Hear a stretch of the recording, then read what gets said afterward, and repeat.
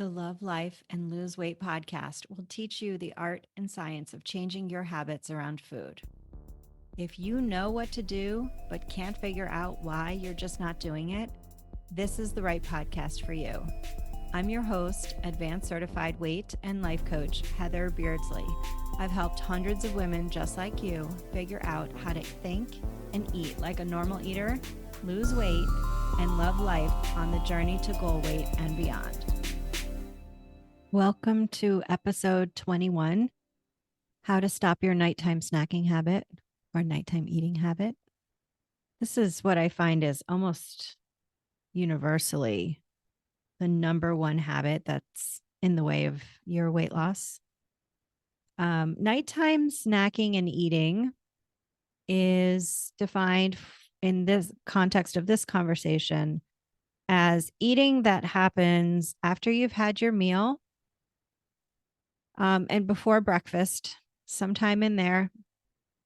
And it's eating that also happens without physical hunger present. For most of my clients that we identify this as a hindrance to their weight loss, this is a long time habit that's been established for a while. If you have a nighttime snacking or eating habit and it's not impeding your weight loss, or you're in maintenance and snacking just fine, that's cool. You don't have to get rid of anything. This is for my listeners who are having trouble losing weight. They've been stalled or they're up and down the same few pounds. And they know that they also eat after dinner when they're not hungry. So let's just call a spade a spade. This habit is in the way of your weight loss. There's no question. Anytime you're putting food in your mouth without physical hunger present and you're not losing weight the way that you want to, this is where you need to be working on this habit. So let's talk about why nighttime snacking can be interfering with your weight loss. Well, we know that when you eat when you're not physically hungry, what you're doing is you're adding fuel into your system in the form of eating when the system already has fuel in it. So if you don't have physical hunger, that is an indication that there's plenty of fuel floating around in your blood to fuel you for all of your activities that you need. Our indicator that we need more fuel and it's time to eat is physical hunger, growls in your stomach, low energy, feeling slightly lightheaded, feeling slightly distracted, things like that. And so this is really like the low hanging fruit of weight loss, is to look at any snacking, especially nighttime snacking. Now, why is nighttime snacking sort of the number one culprit versus afternoon snacking? Well, I mean, they're both in the way, can be in the way. But nighttime snacking can really interfere with our greatest opportunity to burn fat in a day, which happens overnight from the time that you go to bed until you wake up in the morning and then eat, or whenever you eat.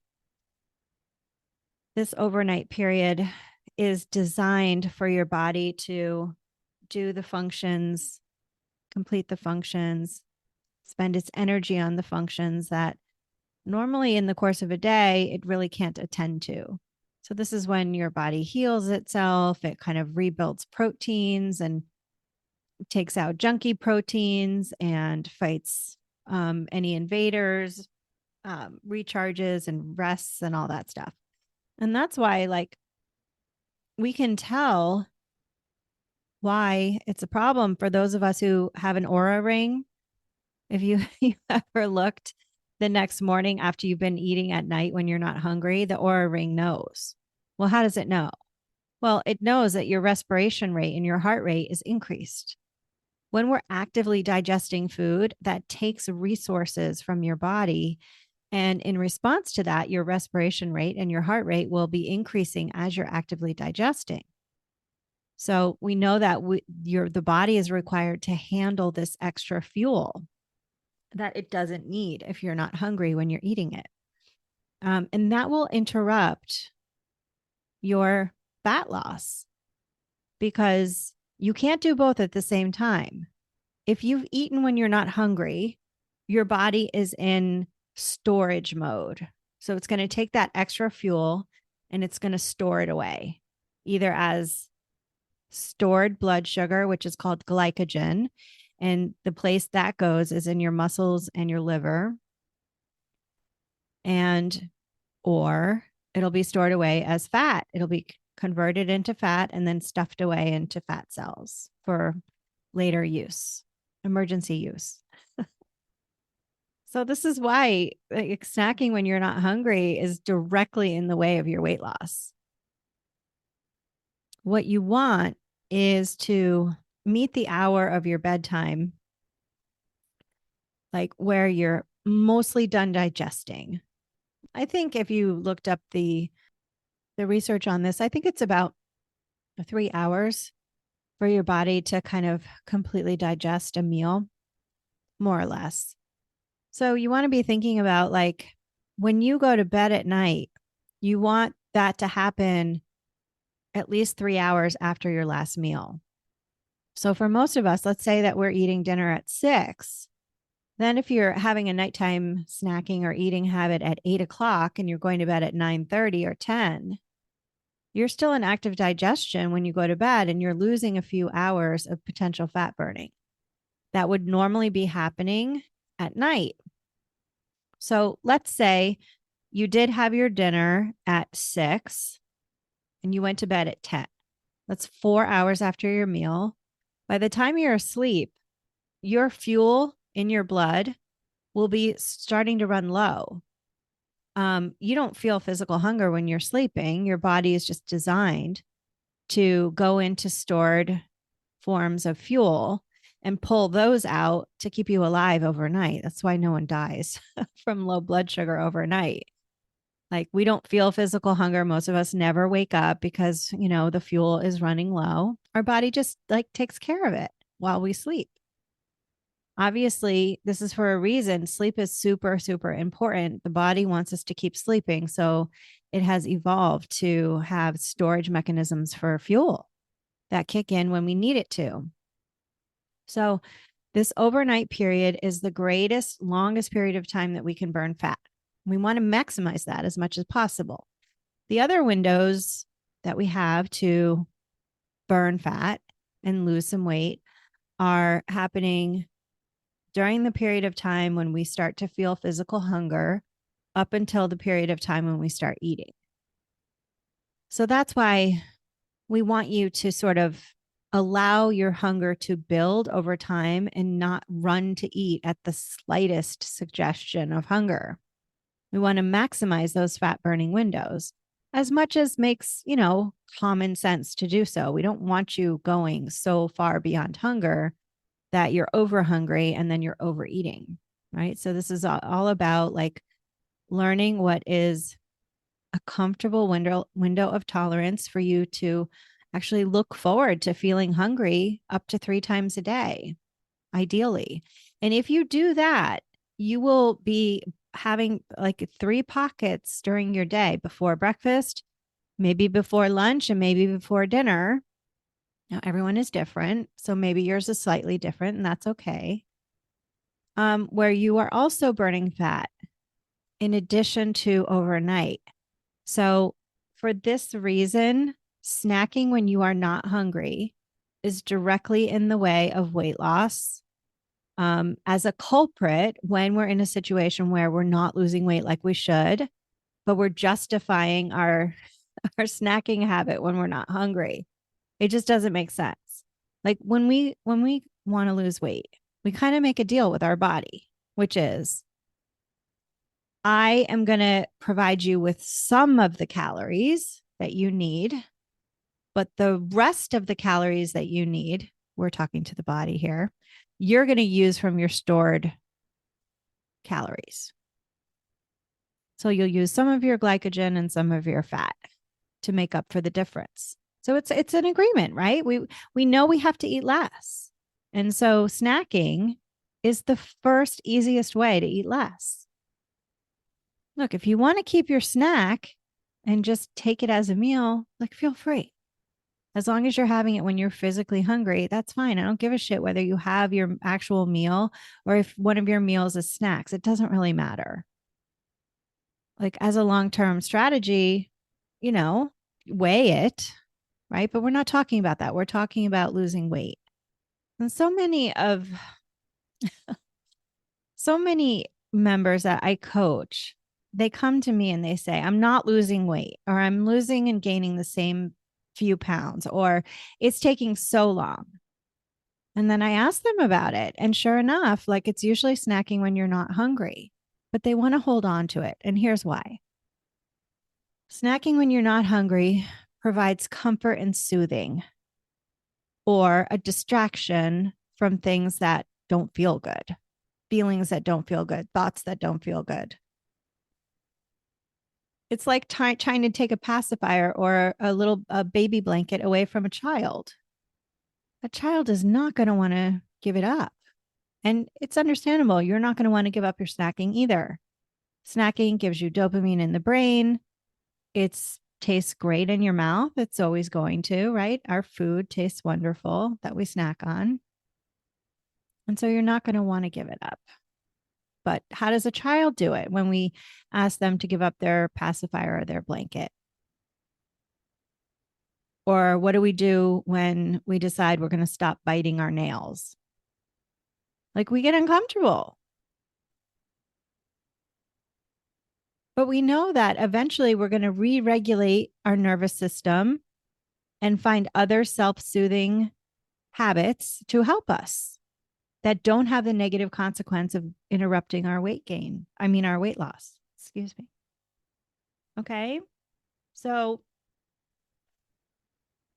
I'm going to give you a good question and setup for you to try to like dig into this nighttime eating habit, because here's what I know. Like, it's not enough for me to say logically, okay, it's a fuel overflow problem. It's getting in the way of weight loss. Like, yeah, it's not going to feel great to give it up. So just do it. Like, you're not going to be able to. You're going to have to come at it differently than you probably tried to before. And so I recommend a few things. I have a few tips for you. The first one is to go back in your mind's eye to one specific time when you were nighttime snacking or eating. It may be in the recent past. So you just go back there in your mind's eye and set it up for yourself like a scene in a movie.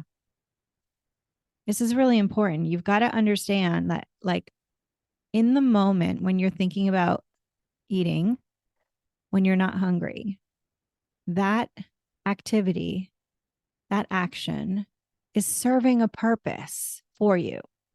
It always is. Now, the most basic purpose would be it's just a habit of something that you do. You may not even want the snack. You just find yourself walking over to the pantry and putting food in your mouth. That's a plausible explanation. And that's a good enough explanation. I just have a habit of doing it. Okay, fine. It feels good, gives me a dopamine hit. I'm getting something from it. That's enough. For others of us, it can be a little bit deeper, and it can be related to maybe avoiding something, distracting ourselves from something else. So you may want to go into the context of your day, like what was happening in the context of your day that left you with a need, an urge to eat, and that you still followed, even though you know you weren't hungry. So ask yourself, here's your question. What am I getting from eating, even if I know I'm not hungry? And for a lot of us, like it still will be real fuzzy. Like, I don't know, like I just want it. Like, I don't even know what I'm thinking. I'm just like in a trance and I'm just putting food in my mouth. Okay. So if that's the case, try this. Stay in the scene with your choice right before you choose to eat. And then I want you to pretend that I'm right there in the room with you. I'm like, hi, And I just reach for your food, just very nicely. And I say, I'm just going to take this now. What am I taking away? Write that down. You will know the answer to this question. You will know the answer instantly. All my clients know the answer to this question instantly. It's usually, I'm taking away comfort. I'm taking away boredom, like, or an answer for boredom. I'm taking away relaxation time. I'm taking away me time. You see the story? I'm just taking away food. What you say to me, I'm actually taking away is the story about what the food is giving you.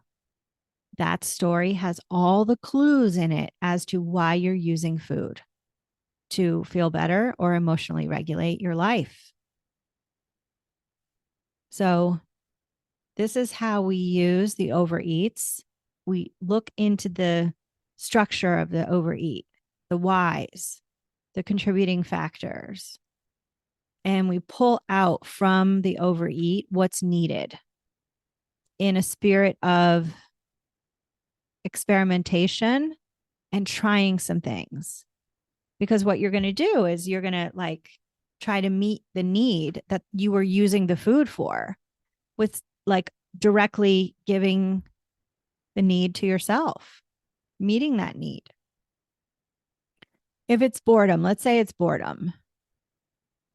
Some of my clients say like they're just bored at night. They don't want to be watching TV anymore, but they kind of don't want to leave the room because that's what they do, maybe with their partner. So you have a choice here. Like you can either just be like, I'm okay with feeling slightly bored and I'm just going to allow it. And then maybe you give yourself a time limit for feeling bored till the end of the show, maybe, and just be good with it.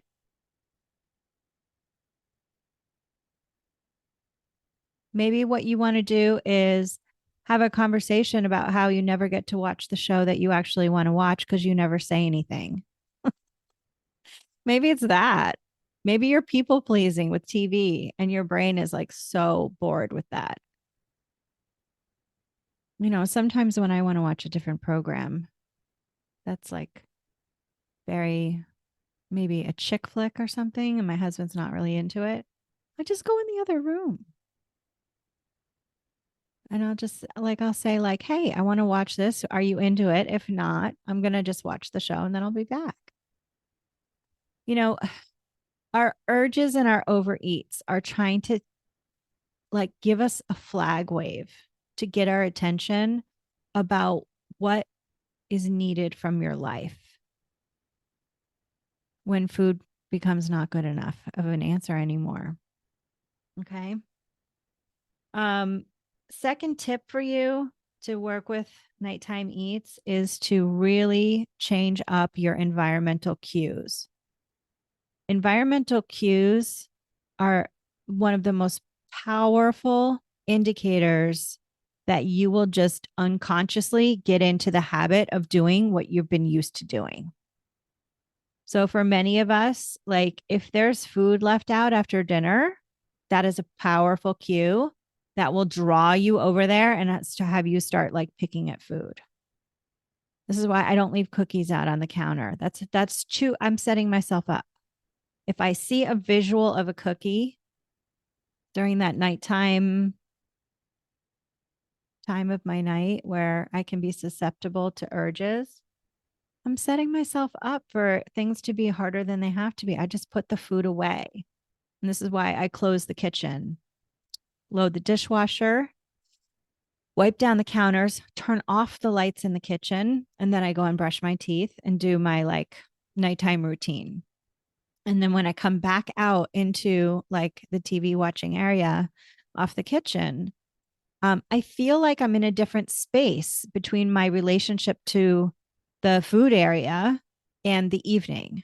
Like I've gone past the time that I'm eating because now I'm in pajamas. I brushed my teeth.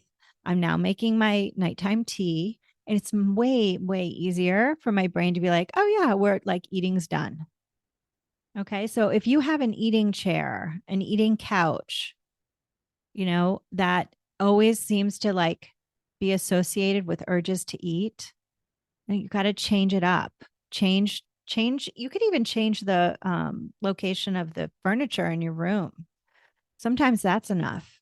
Maybe you could try like watching TV in a different room, or you could do something different altogether. That makes big habit change really easy. I knew when we went into the pandemic, we were up at our cabin up in Georgia, and I was like, hey, this is like, I had already decided to quit smoking, not smoking, sorry, drinking. And I'm like, this is the perfect place for me to do this because I'm out of my home element and all of those environmental cues that I associate with drinking alcohol. And so I stayed up there as much as I possibly could that year. And it really helped me kick that habit of drinking that I had been wanting to do for years.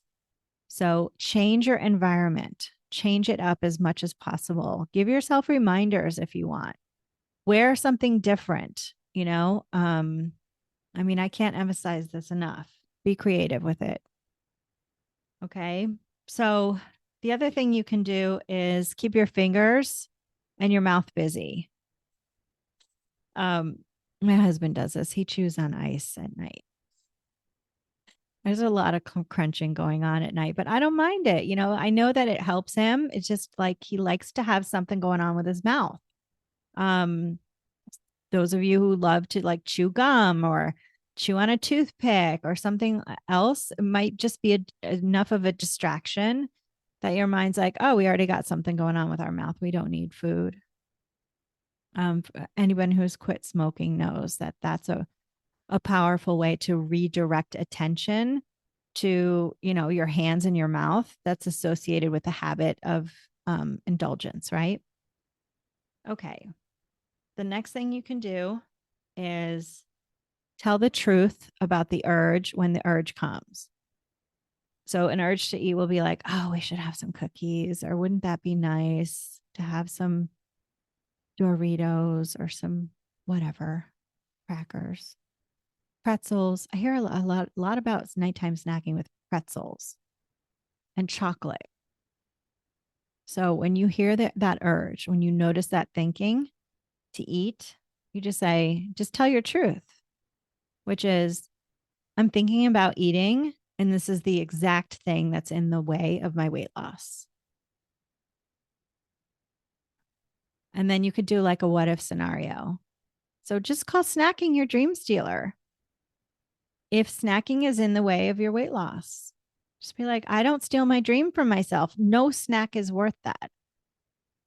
And just call it that. That's why I called my Sauvignon Blanc when I was quitting drinking, a glass of neurotoxin, because it just sounded terrible. So call it what it is. I mean, it is terrible. If you want to lose weight, don't sexy up your snacking when you're not hungry. Call a spade a spade. Just be like, yeah, I'm in this habit of eating when I'm not hungry, which is stealing my dream. I'll find other ways to get my dopamine. I don't need to be snacking. And hey, here's another tip. If you want a snack, if you want to keep those snacks, just put them on a plate next to your dinner plate or next to your lunch plate, whatever, or even on the same plate as your meal, and give yourself the option to have it when you're hungry. Like your meal will be there and then your snack will be there. And there's your stomach. And it only has so much capacity to have bites of food in it before you're at enough. And you just give yourself the choice like, okay. Sometimes on Saturdays, I plan like a cheese plate for lunch because I love cheese. And, as Americans, we tend to just have it like as an appetizer before like a special meal or something. And sometimes I just miss like sampling some cheeses. So I just do like a cheese board on a Saturday for lunch. some days for Saturday for lunch, if I want ice cream, because I'm never hungry for ice cream after a meal for dinner, ever. Like the two don't fit together. And I often just don't want ice cream for dinner either. Like I prefer more like a savory meal for dinner. So I was kind of thinking about it and I was like, okay, well, where can I fit this in? So again, like Saturday or Sunday lunch come to mind for me. And I'll just have my kids cup or kids cone for a Saturday lunch. And that way I work it in without feeling like I'm depriving myself or I have to give up these snacky or treat type foods. Okay. So the last tip is to litigate your position. Remember, if you're in weight loss, you've made a deal, like you've signed a contract to only eat part of the calories that you require from the food that you eat. And with knowing that when you eat a little bit less than what you need, your body will supply the remainder from the fat on your body. So any habit that involves eating when you're not hungry or eating past what is enough to fullness breaks that contract. You're like, you're a contract breaker when you do that. And that's why it doesn't feel good to snack. Like we might like really look forward to it and it has all of these positive connotations that I wouldn't even try to like say that aren't there. Of course they're there. But we know when we want to lose weight, we kind of have to give up some of this extra eating so that our body can be triggered to provide those calories to us from the fat on our body. And if we continue to just snack without hunger, we interrupt that process from happening and we're breaking our contract, our weight loss contract with ourselves. So the biggest way, the best way to fulfill a contract is to show up in integrity each day. And, you can tell yourself the true story, which is I'd rather show up in integrity with like the deal I've made myself for my weight loss, as long as it takes to get the weight off. And then, we'll see about bringing some snacking in at maintenance, because that's the definition of maintenance, right? Like when you're in maintenance, you can go back to eating the calories that your body needs to maintain. You get to provide all those calories from the food that you eat. And if you do, then your weight will maintain. Okay. It's just during weight loss that we give up some of that extra eating. And snacking is a great way to do it. Okay. So I hope I've convinced you how you can change your habit of snacking when you're not hungry and snacking at night, especially. Go over to Instagram, find the episode post for episode 21, how to stop your nighttime snacking. And just tell me, like, what have you been working on? Do you have questions about this? What's worked well? Share it with others who are working on nighttime snacking as well. Okay. So stay focused on what you want. And so long. Hey, if this episode resonated for you, then let's connect. Visit hbeardsley.com/subscribe. That's HBEARDSLEY.com/subscribe and get on the list. You'll get a free gift, periodic coaching, plus advance notice of in-person events and workshops.